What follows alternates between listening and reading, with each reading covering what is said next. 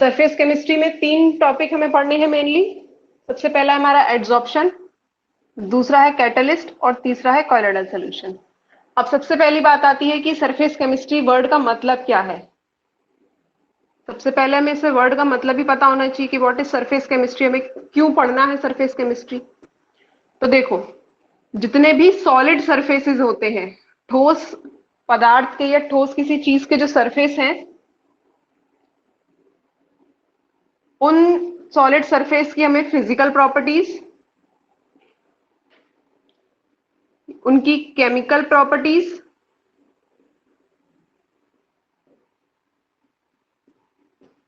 Chemical properties और in surface पर जो एड्सॉर्प्शन का प्रोसेस होता है, इन सरफेसेस पर जो एड्सॉर्प्शन का प्रोसेस होता है, वो इन सॉलिड सरफेस के किस नेचर की वजह से होता है। Nature of solid surface. Surface chemistry में हम सॉलिड सरफेस के लिए 3 चीजें पढ़ते हैं। सॉलिड सरफेस की फिजिकल प्रॉपर्टीज, उनकी केमिकल प्रॉपर्टीज और उन सॉलिड सरफेसेस का नेचर, किस तरह का नेचर है जिसकी वजह से एड्सॉर्प्शन का प्रोसेस वहां देखने को मिल रहा है। अब एड्सॉर्प्शन, एक वर्ड पहले पढ़ा होगा, एब्जॉर्प्शन। एब्जॉर्प्शन वर्ड सबने पढ़ा हुआ है। एब्जॉर्प्शन कहाँ होता है? एब्जॉर्प्शन का प्रोसेस क्या है? जब कोई भी लिक्विड जो हमारा होगा, उसको अपनी तरफ अट्रैक्ट करना, उसको एब्जॉर्ब करना, उसको सक करना, ये कहलाता है एब्जॉर्प्शन। ये कहलाता है एब्जॉर्प्शन। दूसरा एक नया वर्ड आया है इसमें, दैट इज एडजॉर्प्शन। एडजॉर्प्शन क्या है? जब सॉलिड सरफेस, जब कोई सॉलिड सरफेस किसी सॉलिड मैटर को एब्जॉर्ब करता है, जैसे क्लासरूम्स में रखे डस्टर्स।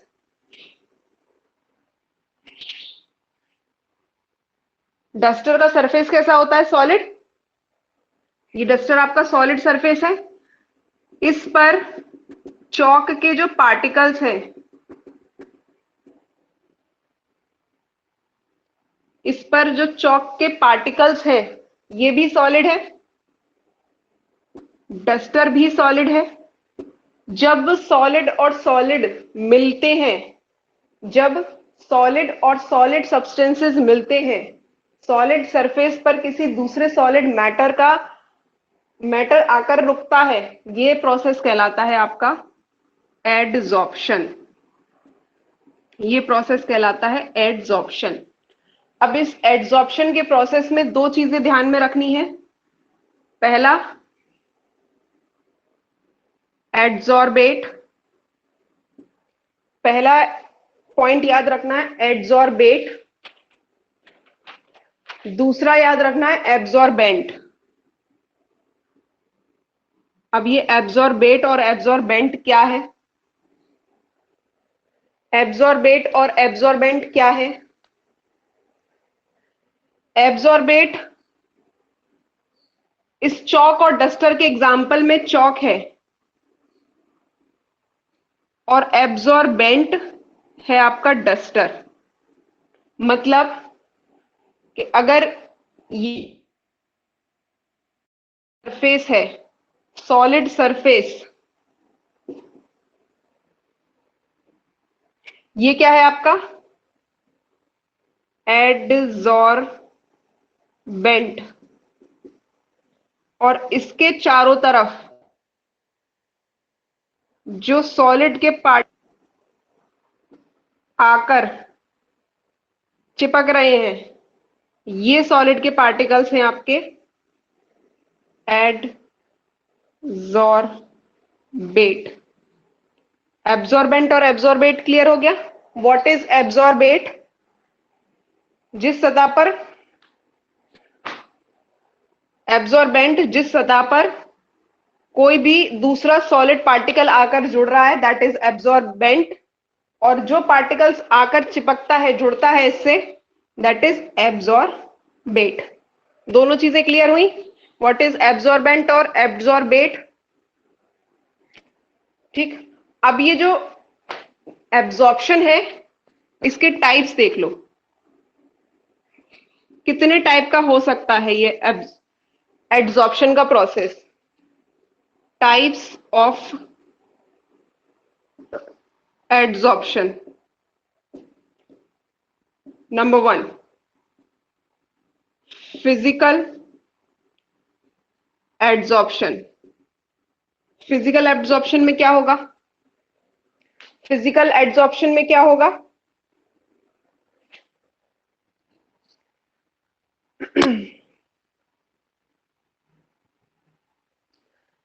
फिजिकल एब्जॉर्प्शन का वो टाइप है जहां पर वॉन्डर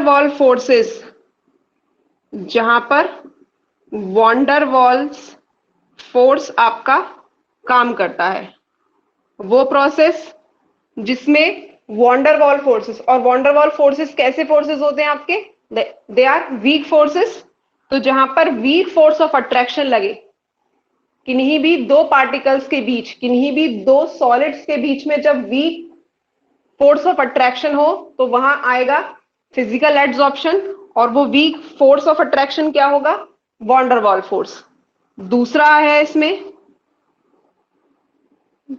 केमिकल एब्जॉर्प्शन। दूसरा है केमिकल एब्जॉर्प्शन। केमिकल एब्जॉर्प्शन में क्या? जहां पर कोवैलेंट फोर्स या कोवैलेंट बॉन्ड, जहां पर सॉलिड सरफेस और सॉलिड पार्टिकल या सॉलिड मैटर के बीच में कोवैलेंट बॉन्ड फॉर्म हो, जहां पर सॉलिड और सॉलिड के बीच में कोवैलेंट बॉन्ड बनता है, वहां आता है आपका केमिकल एब्जॉर्प्शन। तो दोनों टाइप के एब्जॉर्प्शन याद रखना। फिजिकल में वॉन्डरवॉल फोर्सेस काम करेगा, और केमिकल में कोवैलेंट, या इसको आप कह सकते हैं वैलेंस फोर्स, या आप इसको कह सकते हैं वैलेंस फोर्स। वैलेंस फोर्स काम करे। क्लियर हुआ? ब्लर तो नहीं आ रहा? ब्लर आ रहा है? ब्लर आ रहा है? अब बताना। अब नहीं आएगा ब्लर। अब फिजिकल एब्जॉर्प्शन और केमिकल एब्जॉर्प्शन में बहुत अंतर है। देखो, एक जगह काम कर रहा है बहुत वीक फोर्स, और दूसरी जगह काम कर रहा है बहुत ज्यादा स्ट्रॉन्ग फोर्स ऑफ अट्रैक्शन।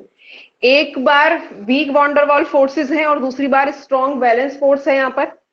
तो जब इन दोनों टाइप के एब्जॉर्प्शन के बीच में हमने ग्राफ देखा, फिजिकल वाला ग्राफ, जो फिजिकल एब्जॉर्प्शन है, यहां लिख लो फिजिकल एब्जॉर्प्शन, और दूसरी बार हमने देखा केमिकल एब्जॉर्प्शन का ग्राफ। दूसरी बार हमने देखा यहां पर केमिकल एब्जॉर्प्शन का ग्राफ। अब ये ग्राफ किन दो क्वांटिटीज के बीच में बनेगा? ये जो ग्राफ बनेगा, या ये जो एब्जॉर्प्शन है, ये किन दो क्वांटिटीज के बीच में ग्राफ प्लॉट होगा? पहला तो टेम्परेचर, ठीक, temperature versus x upon m के बीच में। अब x अपॉन क्या है अभी बताते हैं। यहां भी x अपॉन m और टेम्परेचर के बीच में ग्राफ देखेंगे। अब यहां temperature versus x upon m के बीच में ग्राफ प्लॉट कर रहे हैं, तो इसका मतलब यह है कि यहां पर एब्जॉर्प्शन के प्रोसेस में टेम्परेचर एक बहुत इंपॉर्टेंट फैक्टर हो जाता है। एब्जॉर्प्शन के प्रोसेस को होने देने के लिए टेम्परेचर एक बहुत इंपॉर्टेंट फैक्टर हो जाता है। अभी ग्राफ एक्सप्लेन करेंगे, अभी सिर्फ मैं बता रही हूं। फिजिकल एड्सॉर्प्शन और केमिकल एड्सॉर्प्शन के बीच अंतर है। Physical adsorption weak van der Waals forces की वजह से बन रहा है और केमिकल एड्सॉर्प्शन आपका स्ट्रॉन्ग वैलेंस फोर्स की वजह से बन रहा है। अभी भी ब्लर आ रहा है?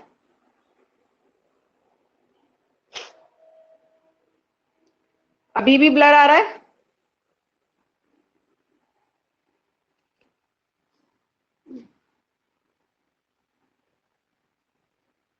अरे ब्लर तो नहीं आना चाहिए।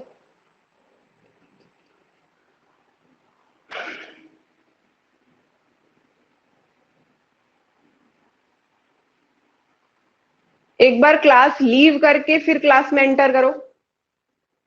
क्लास लीव करके फिर क्लास में एंटर करो।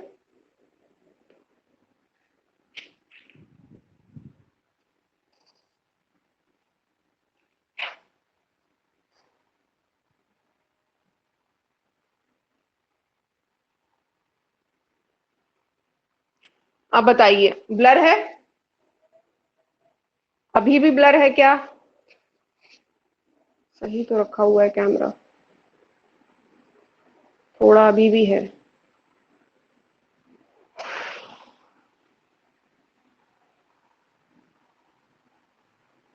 अब बताओ, सारा तो कर लिया।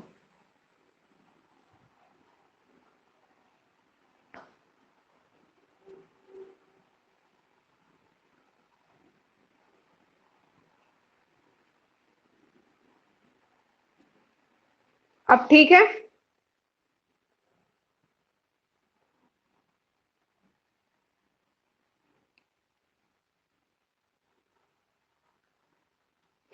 तो पहले x अपॉन m देख लीजिए, फिर बताती हूं दोबारा से। देखो x क्या है और m क्या है। ये जो दो क्वांटिटीज हमने लिखी हैं x और m, वो क्या है? m होता है mass of adsorbent. Mass of adsorbent मतलब कितने जो सरफेस पर एड्सॉर्प्शन का प्रोसेस हो रहा है उस पूरे सरफेस का मास क्या है, एड्सॉर्बेंट। दूसरा है एक्स, एक्स होता है mass of adsorbate, mass of adsorbate. ठीक।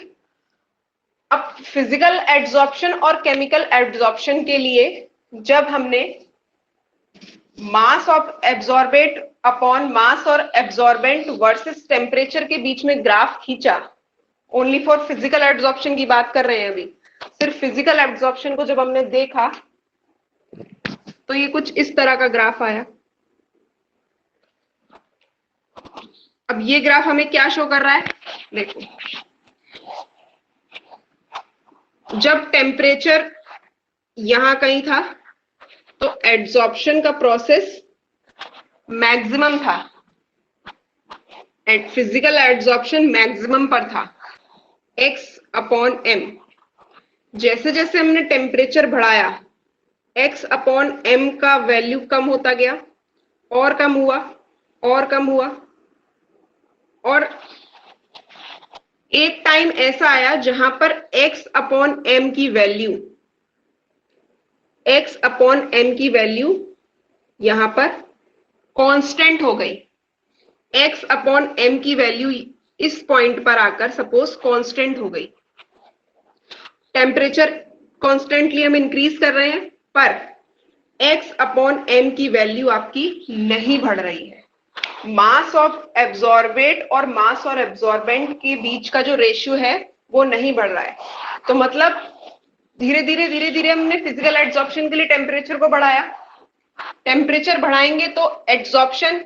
अब देखो, एक सरफेस एरिया है, मतलब ये सॉलिड सरफेस है सपोज, इस पर बाहर से पार्टिकल्स आकर यहां इकट्ठा हो रहे हैं इस सरफेस पर। अब यहां जब इनका एड्सॉर्प्शन होगा तो क्या ऐसा है कि सारे ही बहुत टाइम तक चलता रहेगा, चलता रहेगा?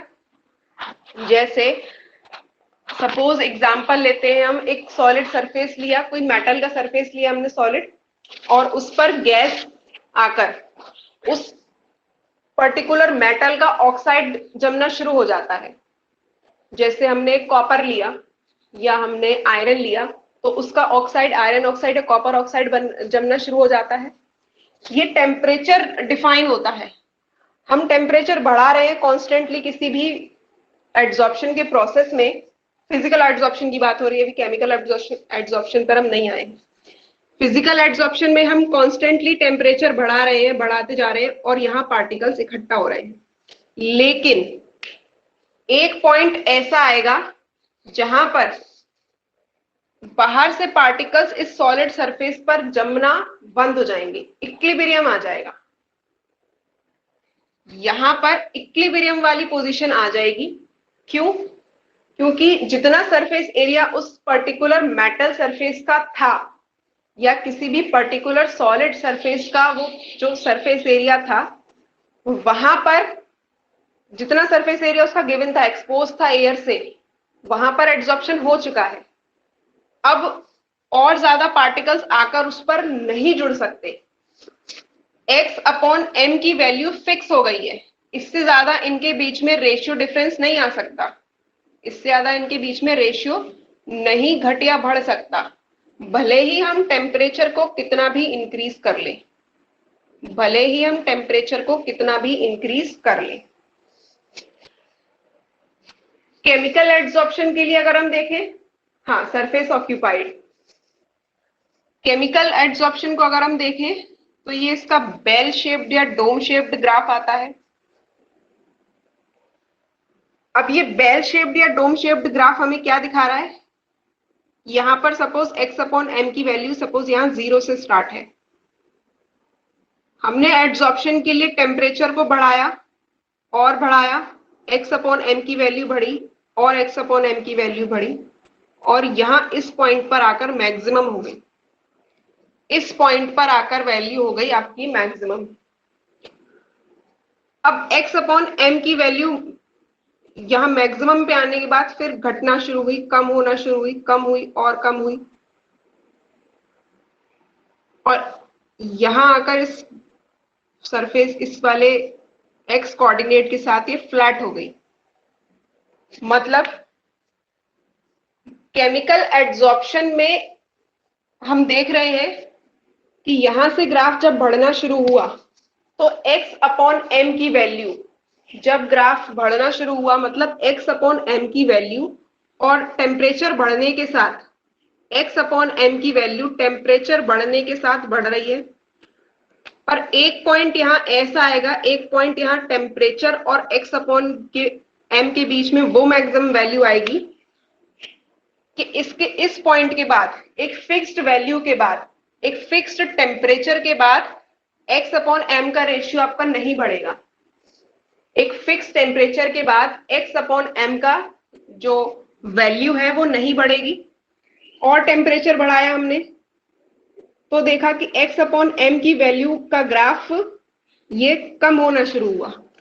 टेम्परेचर बढ़ाया फिर x अपॉन m का जो वैल्यू है वो और कम होना शुरू हो गया, और कम हुआ और बाद में आके ये टेम्परेचर के साथ फ्लैट हो गया। टेम्परेचर के साथ फ्लैट हो गया। तो फिजिकल एड्सॉर्प्शन और केमिकल एड्सॉर्प्शन के बीच में मेजर डिफरेंस हम इन ग्राफ से क्या समझ सकते हैं? पहली चीज तो हमें ये याद रखनी है फिजिकल एड्सॉर्प्शन और केमिकल एड्सॉर्प्शन के बीच में कि एक जगह काम करते हैं आपके वॉन डर वाल फोर्सेस और दूसरा केमिकल एड्सॉर्प्शन में काम करते हैं आपका वैलेंस फोर्स या कोवेलेंट बॉन्ड। ये वीक है, ये कंपैरेटिवली स्ट्रॉन्ग बॉन्ड बनाएंगे। अब जब बॉन्ड वीक है, अगर किन्हीं दो मॉलिक्यूल्स के बीच में जो बॉन्डिंग है वो वीक बॉन्डिंग है, तो टेम्परेचर बढ़ने पर, अगर कहीं वीक बॉन्ड्स हैं तो टेम्परेचर बढ़ने पर उनके बीच के बॉन्ड और ज्यादा वीक होंगे या स्ट्रॉन्ग बॉन्ड्स फॉर्म होंगे।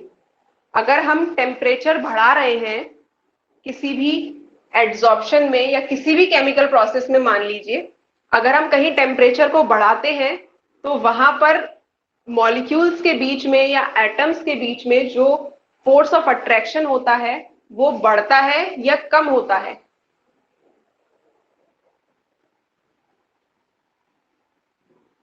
वीक होगा। टेम्परेचर बढ़ाने पर उनके बीच का जो बॉन्ड है वो वीक पड़ेगा।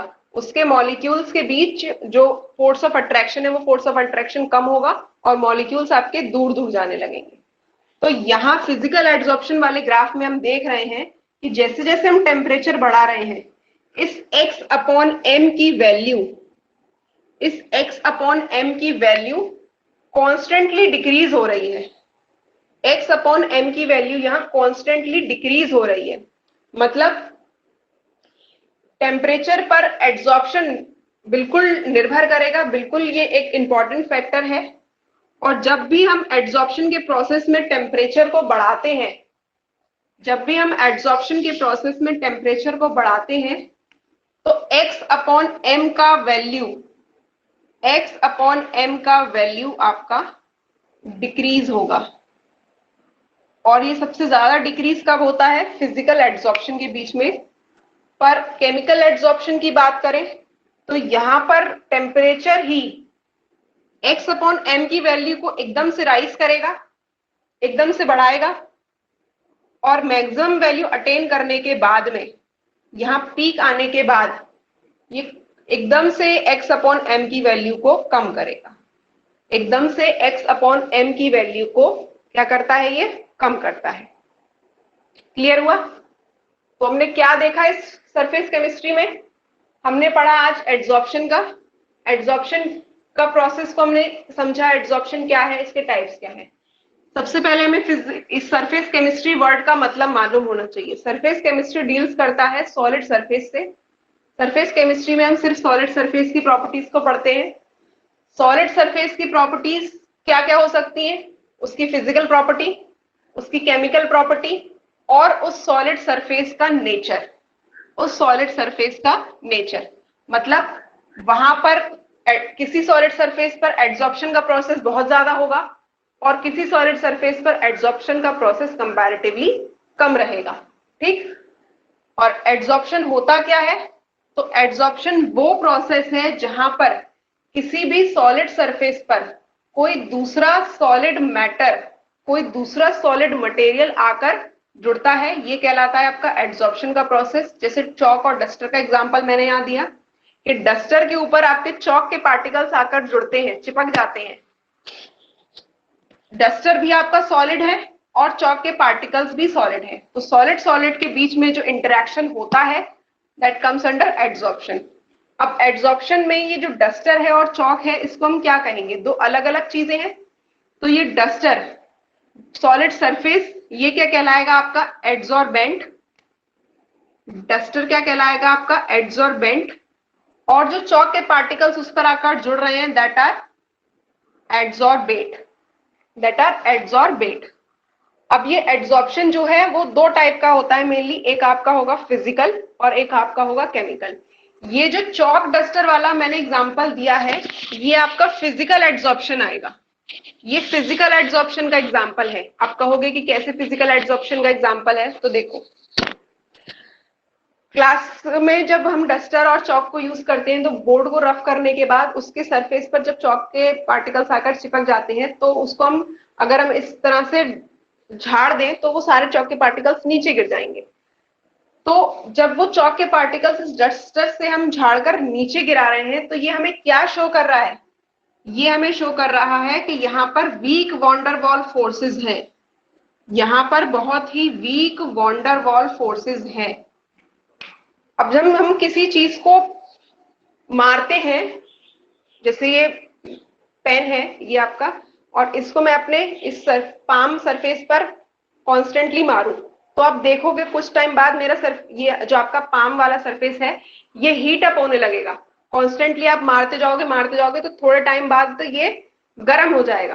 तो देखो ग्राफ देखो फिजिकल एड्सॉर्प्शन का।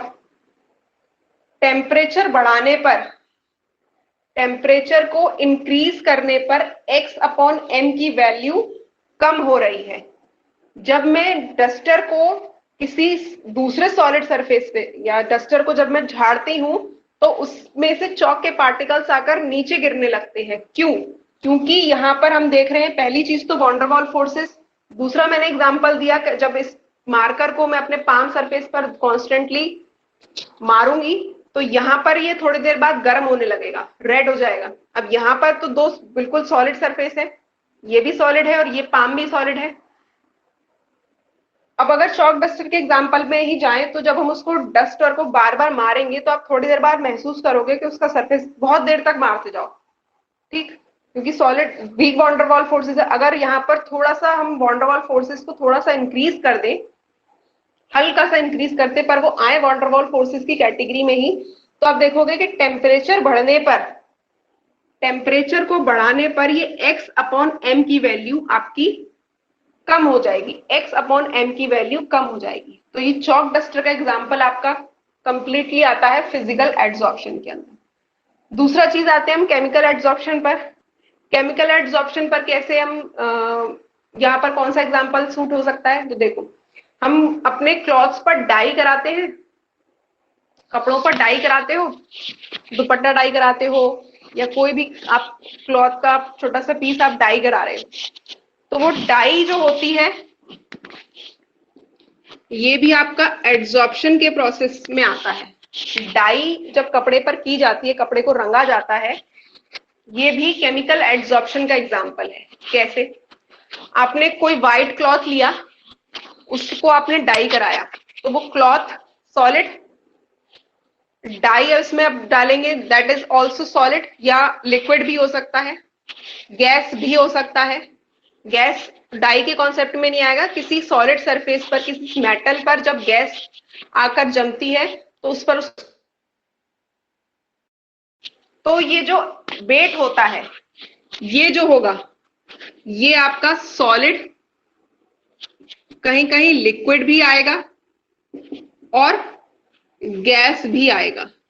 तो एड्सॉर्बेट ये आपका सॉलिड, लिक्विड और गैस तीनों हो सकता है।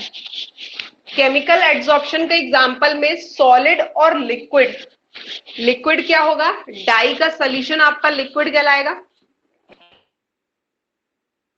क्लॉथ का पार्ट, छोटा सा क्लॉथ का, केमिकल एड्सॉर्प्शन हमने इसको क्यों बोला, आपने डाई करा लिया, डाई कराने के बाद आप कितनी भी कोशिश कर लो, कोई भी केमिकल यूज कर लो, कुछ भी कर लो, पर वहां पर आप उसके डाई के कलर को नहीं निकाल सकते हो। हल्का हो जाएगा, लाइट हो जाएगा, पर कंप्लीटली आपको व्हाइट क्लॉथ दोबारा नहीं मिलेगा जैसे आपने डाई करने से पहले लिया था, वो कलर बिल्कुल नहीं मिलेगा। क्यों, क्योंकि वहां पर स्ट्रॉन्ग बैलेंस फोर्स काम कर रहा है। डस्टर वाले एग्जांपल में क्या देखा था हमने कि वहां पर वीक वॉन्डरवॉल फोर्सेस काम कर रहे थे, पर केमिकल एड्सॉर्प्शन में काम करता है बैलेंस फोर्स, और बैलेंस फोर्स एक स्ट्रॉन्ग फोर्स माना जाता है। ठीक, इसका केमिकल एड्सॉर्प्शन का अगर हम ग्राफ देखते हैं तो शुरुआत में हम जब टेम्परेचर बढ़ाया, टेम्परेचर बढ़ाने पर x अपॉन m की वैल्यू आपकी इंक्रीज हो रही है। यहां जब हम जाएंगे तो यहाँ x अपॉन m की वैल्यू इंक्रीज हो रही है। एड्सॉर्प्शन का प्रोसेस बहुत ज्यादा हो रहा है, लेकिन एक टाइम ऐसा आएगा कि वो एड्सॉर्प्शन का प्रोसेस रुक जाएगा, या x अपॉन m की वैल्यू आपकी डिक्रीज होने लगेगी। आपने कलर दिया डाई करने को, एक स्पेसिफिक कलर कि मुझे डार्क ब्लैक कलर चाहिए, जेड ब्लैक कलर चाहिए, कलर दे दिया हमने। अब हम उस मैक्सिमम कलर को अटेन करने के बाद हम उसमें कितना भी और रंग डाल लें, कितनी भी और डाई का सोल्यूशन डाल लें, उससे ज्यादा कलर चेंज नहीं होगा। कितना भी हम उसका टेम्परेचर बढ़ा लें, कितने भी गर्म पानी में उस डाई को घोलकर उस क्लॉथ को डाल दें, पर एक मैक्सिमम वैल्यू आने के बाद वो उससे ज्यादा कलर चेंज नहीं करता है। तो इस ग्राफ से हम समझ रहे हैं कि केमिकल एड्सॉर्प्शन में टेम्परेचर बढ़ने पर, टेम्परेचर बढ़ने पर x अपॉन m की वैल्यू बढ़ रही है, पर मैक्सिमम वैल्यू अटेन करने के बाद, पीक अटेन करने के बाद वो x अपॉन m की वैल्यू आपकी डिक्रीज होना शुरू हो जाती है। तो ये था सारा एड्सॉर्प्शन का प्रोसेस, समझ में आया होगा। अगर कुछ पूछना है पूछ लो। अभी लिखवाया कुछ नहीं है, केवल समझाया है ये एड्सॉर्प्शन होता क्या है। यहाँ दो इंपॉर्टेंट डेरिवेशन है, इसमें दो बहुत इंपॉर्टेंट डेरिवेशन आते हैं इसमें से। पहला है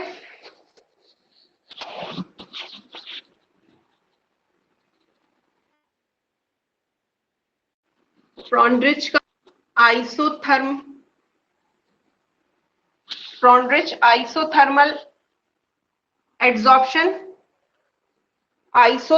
एड्सॉर्प्शन, और दूसरा है लैंगमायर का एड्सॉर्प्शन, ये भी आइसोथर्मल है। दो बहुत इंपॉर्टेंट डेरिवेशन है इसमें। क्लियर हुआ? इतना समझ में आया? चले,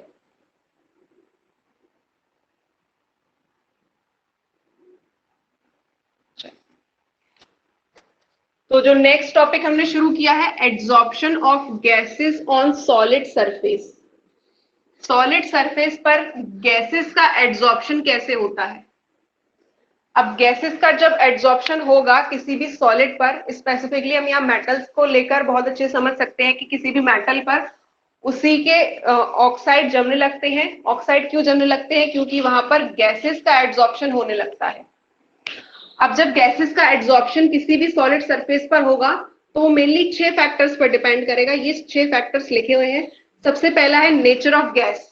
गैस किस प्रकृति की है, गैस का नेचर क्या है, गैस वहां पर कितने अमाउंट में मौजूद है। जैसे गैस का नेचर, आपका गैस कौन सी है, आपकी ऑक्सीजन है, कार्बन डाइऑक्साइड गैस है, मीथेन गैस है, या अमोनिया गैस है, तो उस गैस का नेचर कैसा है, गैस का टाइप कैसा है, बहुत बड़ा फैक्टर है ये। दूसरा फैक्टर है आपका एड्सॉर्बेंट। जिस सॉलिड सरफेस पर गैसेस का एड्सॉर्प्शन हो रहा है, जिस भी सॉलिड सरफेस पर गैस का एड्सॉर्प्शन हो रहा है, उस सॉलिड सरफेस का नेचर कैसा है, क्या वो मेटल है या कोई और सॉलिड सरफेस है, कोई वुड है, कोई प्लास्टिक सरफेस है, कोई भी सरफेस हो सकता है। तो एड्सॉर्बेंट का नेचर भी बहुत अफेक्ट करता है किसी भी सॉलिड सरफेस पर जब गैसेस के एड्सॉर्प्शन को देखा जाता है। क्या लकड़ी पर किसी गैस का एड्सॉर्प्शन देखा है, या किसी प्लास्टिक सरफेस पर किसी गैस का एड्सॉर्प्शन का प्रोसेस देखा है? नहीं देखा होगा। तो यहाँ पर किसी भी एड्सॉर्बेंट के नेचर पर बहुत ज्यादा अफेक्ट पड़ता है एड्सॉर्प्शन के प्रोसेस का। तीसरा है specific surface area of absorbent. हमारे पास एक गिवन सरफेस एरिया ही है, ये भी 1 सेंटीमीटर है, ये भी 1 सेंटीमीटर, मतलब 1 सेंटीमीटर स्क्वायर का हमारे पास कोई सॉलिड सरफेस एरिया है। अब सिर्फ इसी सरफेस एरिया पर एड्सॉर्प्शन होना है, तो जो सरफेस एरिया आपका एक्सपोज्ड होगा गैस को जो एक्सपोज्ड सरफेस एरिया होगा, सिर्फ उसी सरफेस एरिया पर एड्सॉर्प्शन का प्रोसेस होगा, केवल उसी सरफेस एरिया पर एड्सॉर्प्शन का प्रोसेस होगा। अब सपोज यहां पर आकर एड्सॉर्प्शन हुआ, गैसेस आकर जमने लगी, इसका एक छोटा सा भी कोई खाली कोना था, वहां तक गैस आकर जम गई। अब गैसेस की एक परत जम गई, गैस की एक परत जमने के बाद क्या गैस की दूसरी लेयर इस स्पेसिफिक सरफेस एरिया पर आकर जम पाएगी? नहीं। तो हमारा जो सरफेस एरिया है किसी भी मेटल सरफेस का, या मेटल सरफेस ना कह के हम किसी भी सॉलिड सरफेस का जो एक्सपोज्ड सरफेस एरिया है, वो भी एड्सॉर्प्शन के प्रोसेस को बहुत हद तक, सरफेस एरिया होगा, एड्सॉर्प्शन बड़ा सरफेस एरिया होगा, एड्सॉर्प्शन का प्रोसेस कंपैरेटिवली आपका देर से कंप्लीट होगा। चौथा फैक्टर है आपका टेम्परेचर, ताप। अब देखते हो जैसे ह्यूमिडिटी वाला टाइम ले लेते हैं, इस ह्यूमिडिटी बहुत है एटमॉस्फेयर में, तो टेम्परेचर भी ह्यूमिडिटी से लिंक है कहीं ना कहीं। तो टेम्परेचर बढ़ाने पर या कम करने पर, अभी मैंने ग्राफ के थ्रू समझाया था कि टेम्परेचर को बढ़ाने पर या घटाने पर, फिजिकल एड्सॉर्प्शन की बात करें तो वो कुछ इस तरह का ग्राफ शो करता है। केमिकल एड्सॉर्प्शन की अगर हम बात करें तो ये डोम शेप्ड या बेल शेप्ड ग्राफ शो करता है। तो टेम्परेचर का बहुत ज्यादा प्रभाव पड़ता है गैसेस के एड्सॉर्प्शन पर। पांचवा फैक्टर है यहाँ पर प्रेशर। दाब सर्फ अगर किसी पर्टिकुलर एरिया पर गैस का प्रेशर बहुत ज्यादा है, ये सॉलिड सरफेस है, आसपास से गैस आ रही है, अगर उन गैसेस का इस पर्टिकुलर सरफेस एरिया पर या आसपास के क्षेत्र में प्रेशर ज्यादा होगा, ज्यादा गैस आकर इस पर जमा होने लगेंगी। अगर यहां पर प्रेशर कम होगा तो गैसेस इस सरफेस एरिया पर तो बड़ा प्रभाव पड़ता है एड्सॉर्प्शन के प्रोसेस पर। लास्ट फैक्टर है activation of adsorbent. Activation of adsorbent, क्या एड्सॉर्बेंट इस गैसेस के एड्सॉर्प्शन के लिए एक्टिवेट है या नहीं, रेडी है या नहीं, क्या उस पर हमने कोई कोटिंग तो नहीं कर दी है। जैसे गेट पर आप प्राइमर कोटिंग कर देते हो, प्लेटिंग कर देते हो, प्राइमर लगा देते हो, तो वहां पर रस्टिंग नहीं होती है। प्राइमर हम क्यों लगाते हैं, मेटल सरफेस पर या आयरन सरफेसेस पर हम प्राइमर क्यों लगाते हैं। प्राइमर लगाने का एक बहुत बड़ा रीजन है कि वहां पर एड्सॉर्प्शन ना हो। एड्सॉर्प्शन नहीं होगा तो वो मेटल, वो आयरन अपना ऑक्साइड नहीं बनाएगा और वहां रस्टिंग नहीं होगी। तो एब्जॉर्बेंट जो है वो एक्टिवेट है या नहीं, फैक्टर है एड्सॉर्प्शन के लिए। फैक्टर है एड्सॉर्प्शन के लिए nature of gas, nature of adsorbent, specific surface area of adsorbent, temperature का इफेक्ट, प्रेशर का इफेक्ट और activation of absorbent. Activation of absorbent clear हुआ, इतना हुआ या नहीं। अब आते हैं इसका एक ग्राफ और देख लो। यहां से हम शुरू करेंगे इस ग्राफ से, एड्सॉर्प्शन आइसोथर्म। इस ग्राफ से शुरू करेंगे हम एड्सॉर्प्शन आइसोथर्म। ग्राफ है हमारा प्रेशर, दाब और x अपॉन m के बीच में, x अपॉन m के बीच में हमारा ग्राफ है और ये ग्राफ कुछ इस तरह का आएगा। ये कुछ इस तरह का ग्राफ आएगा। अब देखना,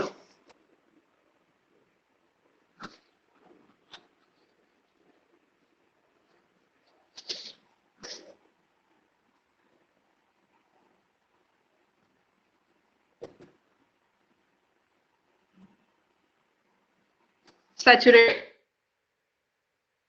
point.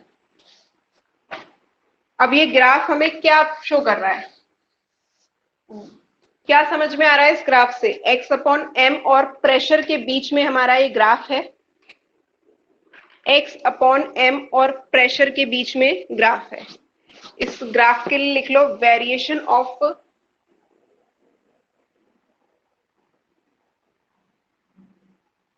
Extent, variation of extent of adsorption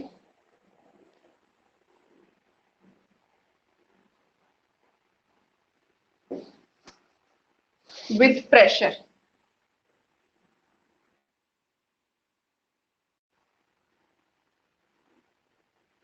with pressure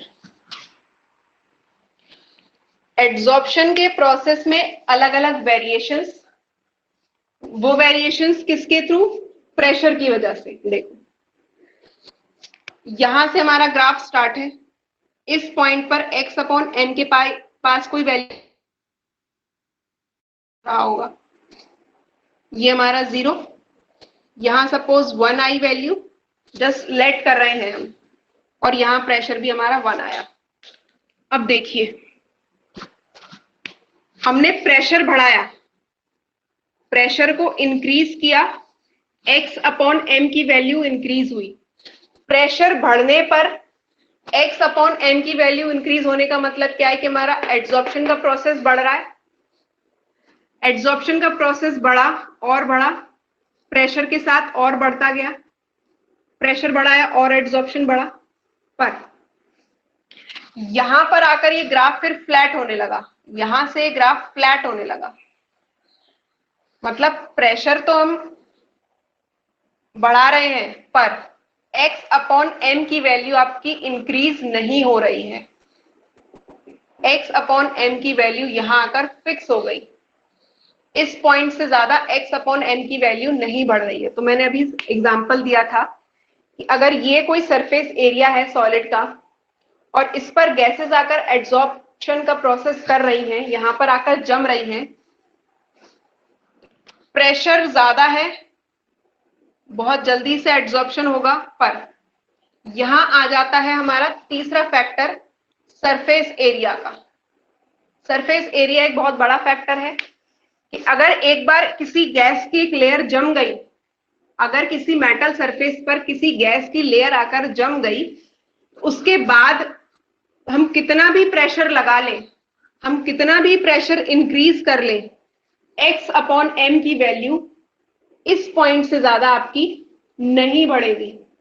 x upon m की वैल्यू इस पॉइंट से ज्यादा आगे नहीं बढ़ेंगी, चाहे कितना भी इस पर एक्सर्ट कर लें गैसेस। और ये पॉइंट कहलाता है जहां पर प्रेशर और x अपॉन m के बीच में ग्राफ फ्लैट होने लगे, ये पॉइंट कहलाता है आपका सैचुरेशन प्रेशर। सैचुरेशन प्रेशर, ये स्पेसिफिक पॉइंट कहलाएगा सैचुरेशन प्रेशर। इस एड्सॉर्प्शन के लिए प्रेशर सैचुरेट हो चुका है, हम इससे ज्यादा प्रेशर नहीं बढ़ा सकते, चाहे हम बढ़ा ले पर x अपॉन m की वैल्यू नहीं बढ़ेगी हमारी, इसकी x अपॉन m की वैल्यू इंक्रीज नहीं होगी। ये पॉइंट कहलाएगा आपका सैचुरेशन प्रेशर का पॉइंट। क्लियर हुआ? अब यहां से एक नया टर्म निकल कर आएगा, एड्सॉर्प्शन आइसोथर्म। Adsorption isotherm. अब पहले इस आइसोथर्म पर आ जाओ, तोड़ लो। 11th क्लास में पढ़ाया हुआ है, आइसो का मतलब होता है आपका सेम और थर्म होता है आपका टेम्परेचर। थर्मल मतलब टेम्परेचर से रिलेटेड। तो वो एड्सॉर्प्शन का प्रोसेस जिसमें टेम्परेचर कांस्टेंट है, वो एड्सॉर्प्शन का प्रोसेस जिसमें आपका टेम्परेचर कांस्टेंट है, निश्चित कांस्टेंट मात्रा है, कांस्टेंट वैल्यू है किसकी? टेम्परेचर की। क्लियर हुआ? तो वो एड्सॉर्प्शन का प्रोसेस जिसमें आपका टेम्परेचर कांस्टेंट है। क्लियर हुआ? नोट कर लो, फिर आगे बताती हूं। इसमें एड्सॉर्प्शन आइसोथर्म में ग्राफ बना लेना, 6 पॉइंट लिख लेना और हेडिंग डाल लेना एड्सॉर्प्शन आइसोथर्म।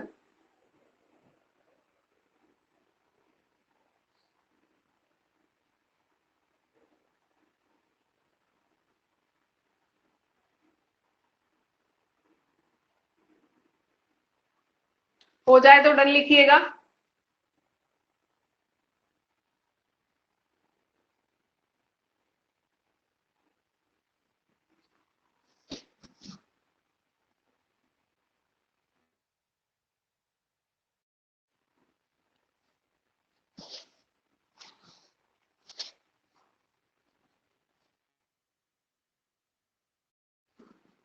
हो गया?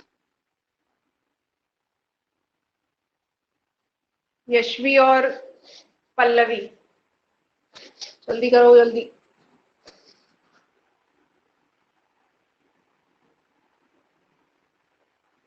देखो, अब आओ पहले एड्सॉर्प्शन आइसोथर्म में। तो हमने आइसोथर्म वर्ड का मतलब समझ लिया कि जहां पर सेम टेम्परेचर हो, मतलब एक कांस्टेंट टेम्परेचर आपका दिया हो।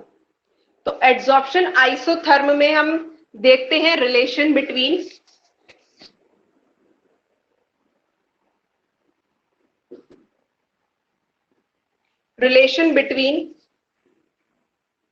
The amount of substance absorbed, amount of substance absorbed at constant pressure sorry constant temperature, isotherm constant temperature by a fixed amount of absorbent and the equilibrium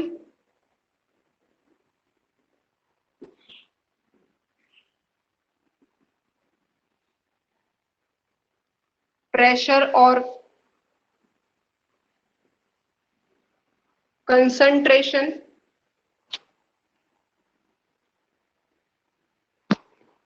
adsorption isotherm में हम क्या पढ़ते हैं? Amount of substance absorbed eight constant temperature, एक निश्चित ताप पर constant temperature पर जो अमाउंट ऑफ सब्सटेंस एब्जॉर्ब्ड हुआ है, किसी भी सरफेस पर जो गैसेस के मॉलिक्यूल्स आकर एब्जॉर्ब हुए हैं, उन गैसेस के मॉलिक्यूल्स का अमाउंट, कितने मात्रा में ये गैसेस के मॉलिक्यूल्स आकर इस सरफेस एरिया पर इकट्ठा हुए हैं, कब? एट कांस्टेंट टेम्परेचर, एक फिक्स्ड टेम्परेचर पर, by a fixed amount of absorbent. हमारा एब्जॉर्बेंट क्या? एब्जॉर्बेंट क्या होता है? वो सरफेस एरिया जहां पर एब्जॉर्बेट के पार्टिकल्स आकर जुड़ते हैं। तो एक फिक्स्ड सरफेस एरिया पर कांस्टेंट टेम्परेचर पर कितने गैसेस के मॉलिक्यूल्स आकर एब्जॉर्ब हो रहे हैं, एड्सॉर्ब हो रहे हैं, और इक्विलिब्रियम प्रेशर और कंसंट्रेशन। ये जो ग्राफ बनाया है यही समझा रहा है, ये 3-4 लाइन। एक फिक्स्ड सरफेस एरिया या एक फिक्स्ड अमाउंट ऑफ एब्जॉर्बेंट पर कांस्टेंट टेम्परेचर पर गैस के मॉलिक्यूल्स का एड्सॉर्प्शन और द इक्विलिब्रियम प्रेशर, और जो प्रेशर लग रहा हो वो भी इक्विलिब्रियम हो। इक्विलिब्रियम मतलब साम्य अवस्था में हो। इक्विलिब्रियम का मतलब जो हमारा प्रेशर हो ये भी हमारा साम्य, and the equilibrium pressure and concentration is usually expressed by a mathematical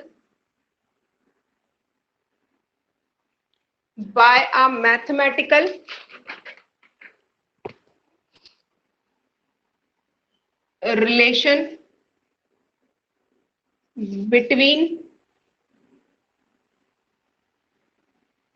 absorbent, by a mathematical relation between absorbent, या ये रहने दो, mathematical relation known as adsorption theorem। वो मैथमेटिकल एक्सप्रेशन या वो गणितीय